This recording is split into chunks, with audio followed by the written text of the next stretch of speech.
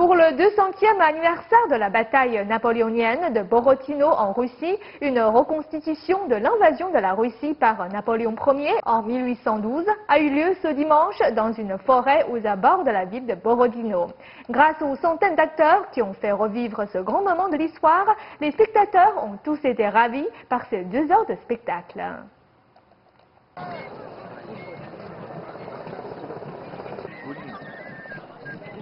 Dimanche dernier, des acteurs russes ont reconstitué la bataille la plus sanglante de l'invasion de la Russie par Napoléon Ier en 1812.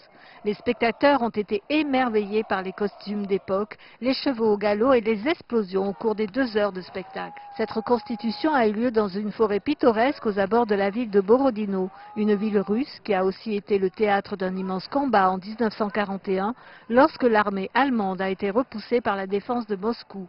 Des centaines d'acteurs ont pris part à ce spectacle. Selon les historiens, plus de 250 000 soldats auraient été impliqués dans cette bataille qui aurait fait plus de 70 000 morts.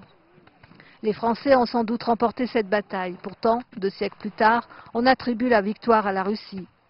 En effet, le coût humain de cette bataille a été trop grand pour l'armée française qui, lors de la bataille suivante, a été obligée de battre en retraite, repoussée jusqu'à la frontière par une armée russe assoiffée de sang. La description de la bataille par Napoléon lui-même alimente l'enthousiasme et le patriotisme russe. L'ancien empereur français aurait dit « Des 50 batailles que j'aurais menées, la plus terrible a été celle avant Moscou. Les Français se sont montrés dignes de la victoire et les Russes peuvent se considérer comme invincibles. » Cette bataille est célébrée le 7 septembre de chaque année. Borodino a été le cadre d'une autre bataille historique en 1941, lorsque la défense de Moscou a vaillamment repoussé les envahisseurs allemands.